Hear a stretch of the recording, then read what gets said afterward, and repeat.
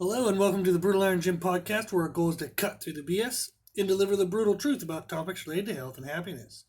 So today's topic is nutrition, and we're going to be discussing improving digestion comfort. So a lot of people will often run into issues with painfulness or gasiness or bloating or infrequent kind of going to the bathroom, trips to the bathroom. So they'll experience uncomfortableness, bloating, and digestion issues. Ugh, I'm kind of fumbling through this beginning here. I probably should have wrote this down. Anyhow, after people eat food, sometimes they feel uncomfortable. So what we wanted to talk about today was ideas on how to improve the comfort of digestion, like the efficiency or the speed of it. Obviously not too fast, otherwise we're going to be running to the restroom. But just what are some common issues that people run into? What are some ways to fix them?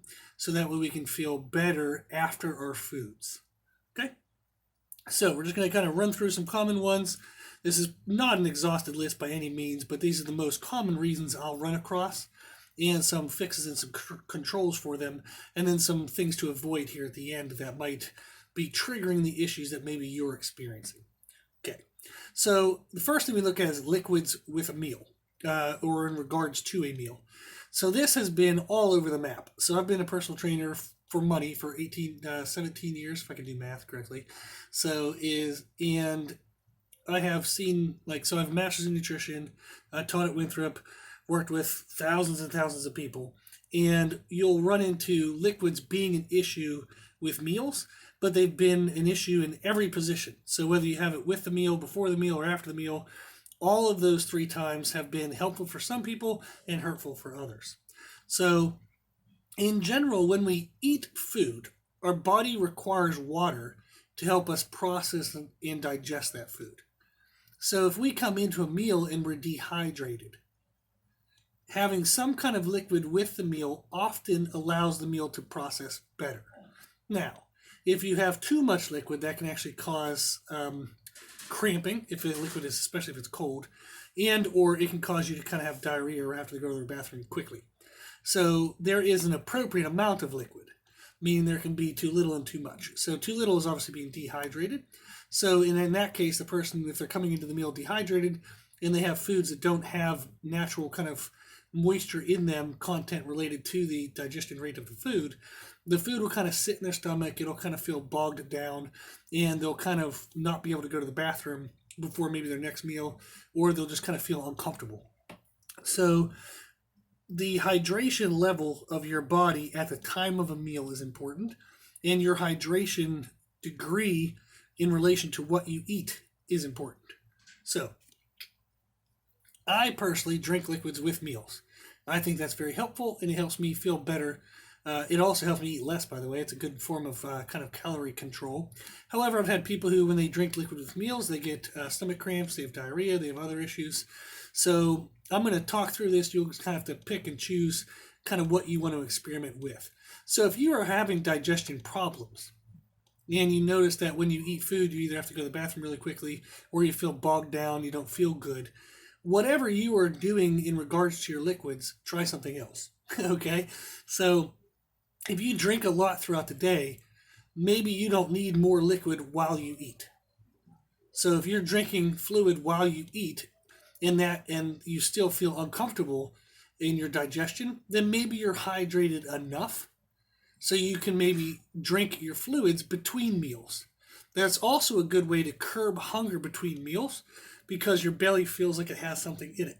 So part of our hunger level is determined by or is affected by the stretch tension on our stomach. So as we eat food, if it expands the wall of our stomach, our body picks up on the tension of the stomach wall. And if it feels there an increasing tension on the wall, a stretch in the wall, that correlates with us decreasing our sensation of hunger. So sometimes drinking fluid. So if you were to eat like a head of lettuce and drink a gallon of water, okay, you're not going to have a lot of calories, but holy crap, are you going to be stuffed? You're not going to feel very good. You're going to not be hungry at all. And the reason why is because it really expands your stomach. So competitive eaters actually do that as a form of trying to train their stomach wall to expand to be able to consume more food in one sitting. So they'll actually eat like a head of lettuce and drink a gallon of water because it doesn't contribute to body fat because there's not a lot of calories, but they can actually train to expand their stomach wall. Likewise, when somebody gets ready for an aesthetic competition, their stomach wall or the size of their stomach can actually shrink if the volume of food that they consume is smaller over time than what they're used to. So maybe over a 16 to 20 week diet, they're consuming small portions, their stomach will actually shrink in size. So then if they return back to normal sized meals, they can often feel gassy or bloating or feel really uncomfortable from a meal size they used to be able to consume. So your stomach wall is actually a really cool thing, and it's neat how our body perceives that stuff. So, kind of got a little bit of tangent there, but I think that's helpful information, or at least interesting. So, if you are experiencing discomfort when you eat, pay attention to your liquids. If you're currently doing one thing, try something else. And the options are to either drink your fluids before your meal so you're hydrated going into your meal, so your body can process the foods well. If you drink the fluids before the meal, you probably don't need as much during the meal. However, if you're coming into the meal and you're kind of well hydrated, you feel fine, you can choose to just drink minimal liquids during the meal to help with digestion, or drink your liquids afterwards to help with digestion. The temperature of the liquid actually makes a difference as well. If the temperature is really cold, sometimes that can contribute to cramps. And oftentimes, if the temperature is really hot, sometimes people feel like they have to go to the bathroom faster. So if they have a really, it's actually cold too. So it's kind of, that's a problem when you help enough people, you've seen everything. So it can be hard to give you guys black and whites. But if the temperature is too hot or too cold, it has been known to cause an issue. So if you've never paid attention to that, you can now start to pay attention to that and see if that helps you become more aware of what you may or may not be doing that could be causing an issue for you. Also, the dryness of foods is a factor. So if I eat, say, breads and crackers, my body is going to need more fluid. So I'm going to need to be more hydrated going into the meal, or I'm going to need more hydration before or after the meal. Whereas if I'm having something that, like ice cream, or pudding or something that already has some moisture in it, I might not need as much hydration. So you can modify your hydration level depending on the dryness of the food. So if you're having soup, for example, you probably don't need as much liquid because the damn food's already liquid.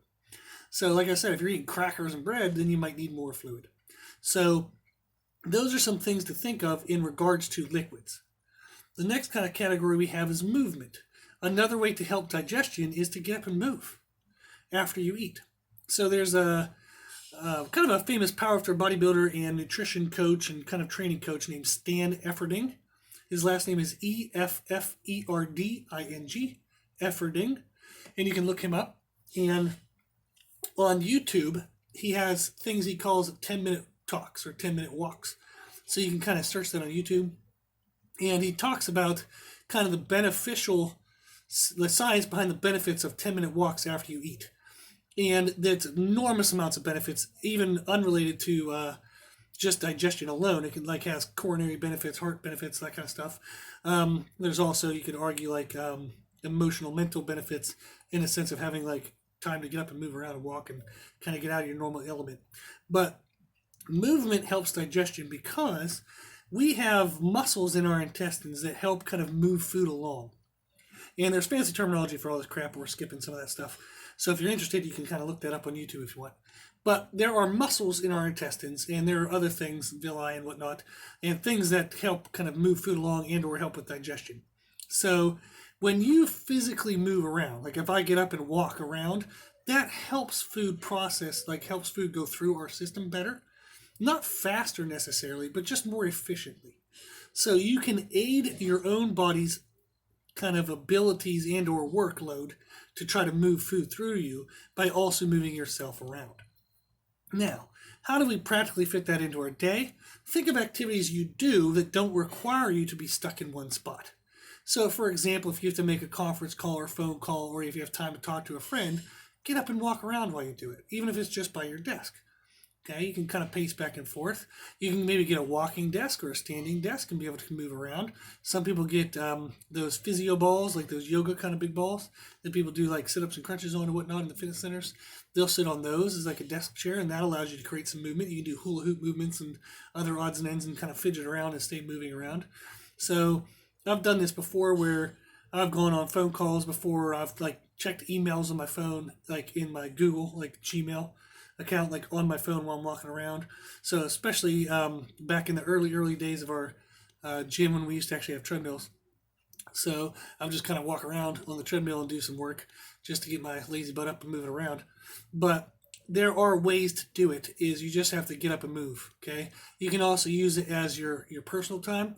You can listen to an audiobook, maybe a podcast, listen to some music. Maybe you have to listen to something for work or for school. You can also use it as active meditation. So a lot of times people don't take personal time to just sit and be quiet and reflect on life. And one of the main complaints I hear all the time is people say, I'm tired or I'll fall asleep or I don't know what to do. Well, get up and walk around. So just go for a walk outside, and just kind of move around a little bit. And that'll give you quiet time, but it gives you active time and you get the benefits of these digestive benefits and like the heart health and other odds and ends. So those are two things we'd look at on how to improve digestion. Comfort of digestion is liquids and movement. Another thing we have is fiber and other types of like digestive supplements. And those help because our body can't really break down fiber.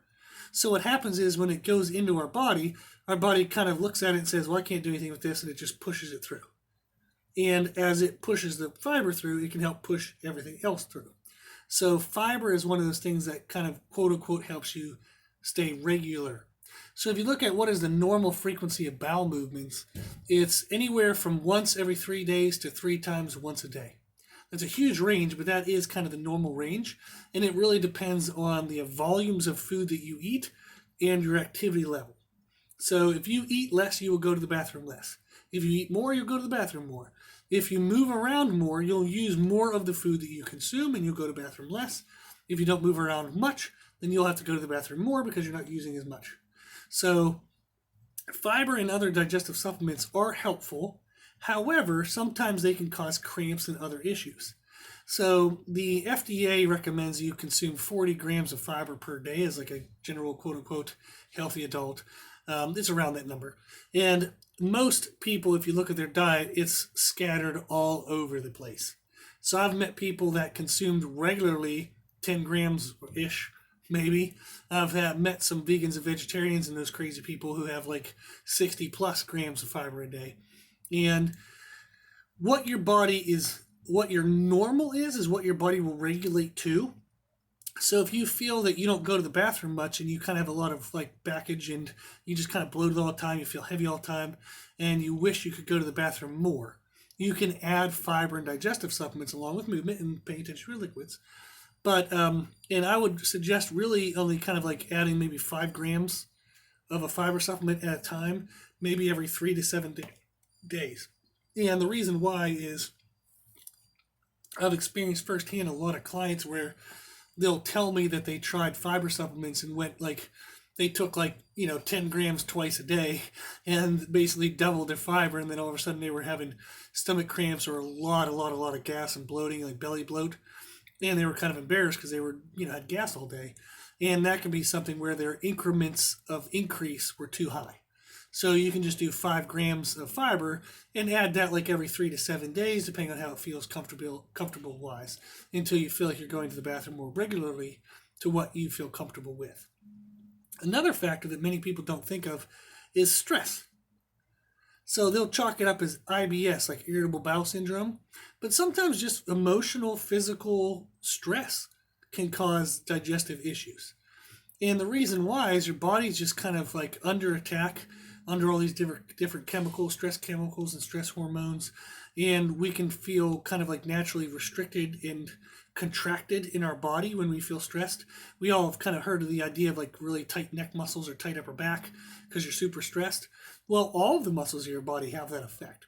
So your intestines can sometimes have trouble moving food through you because you're always stressed and under like attack emotionally.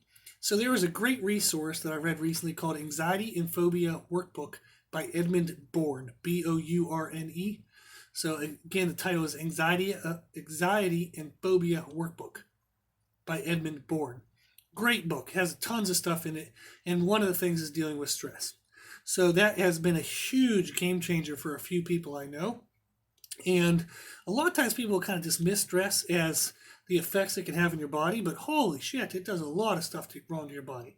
So if you are kind of chronically stressed, or you feel always like worked and stressed and kind of like anxiety or nervousness, then you might want to start working on that emotionally, mentally, and even paying attention to supplements, sleep patterns, mindfulness control, things like that. So you can do stress and anxiety controls in terms of thought processes and positive mantras. They sound really dorky, but they're super helpful and they're very beneficial. So that is something you can look at.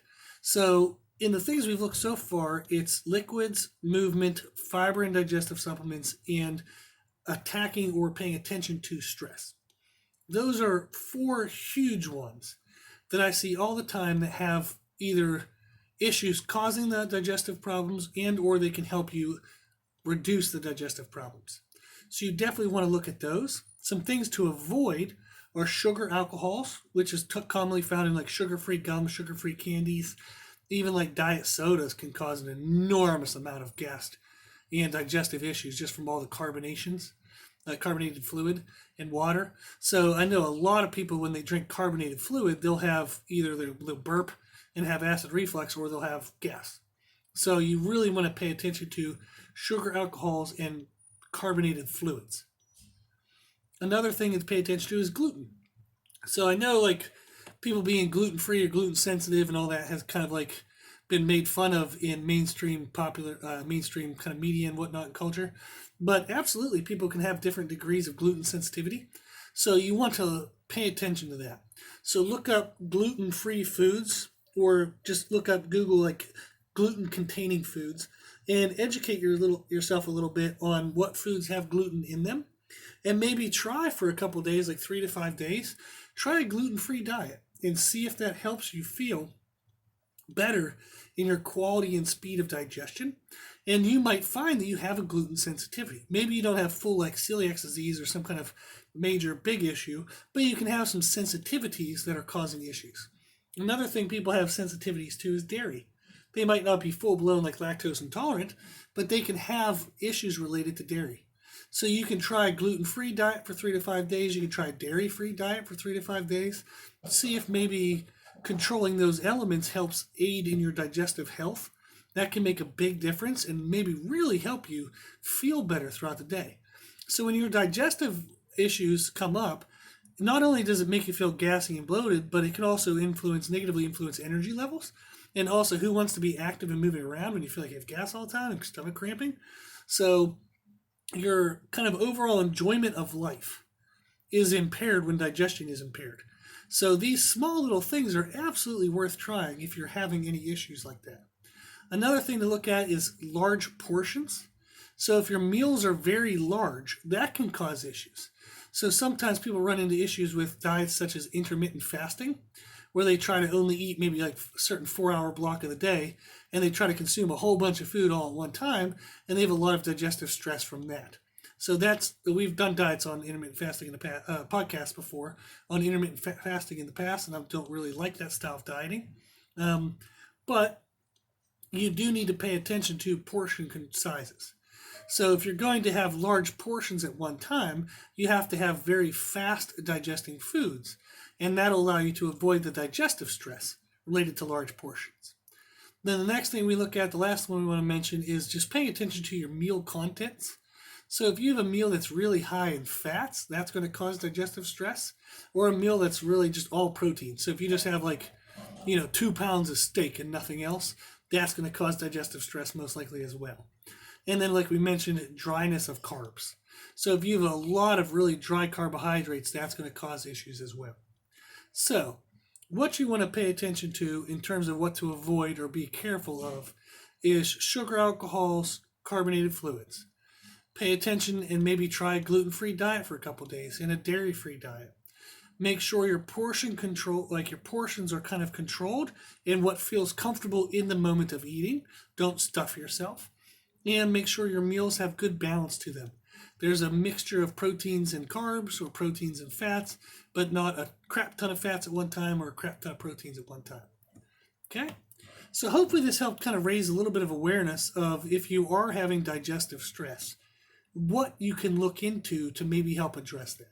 So again, we discussed liquids. So hydration level at the time of eating, whether you need to drink before, after, or during, the temperature of liquids, and how much liquid you need depending on the dryness of the food that you're consuming. There's also movement can help, even just like those 10-minute walks we talked about, presented by the person named Stan Efferding. So there's tons of benefits, but those help as well. You can make them practical. How can you get 10 minutes free every day? Just go do it while you're doing something that doesn't tie you down to a desk. So you can do phone calls, you can check emails, you can answer text messages, you can do things while you're walking around. You can think of fiber and digestive supplements. Again, they help push things through, keep you regular, but be careful about how much you add at any one given time. Taking increments of 5 to 10 grams per week-ish, okay, 3 to 7 days is a good kind of range. And then if you've tried everything and you're not sure what else to do and you're still having issues, definitely look at stress and like IBS issues.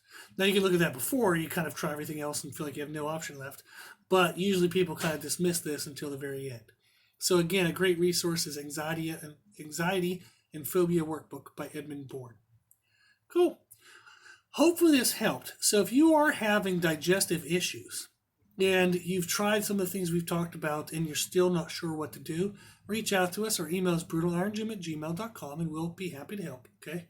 So we want you to live healthier and happier lives, and that's the intent of what this podcast is meant to help you do.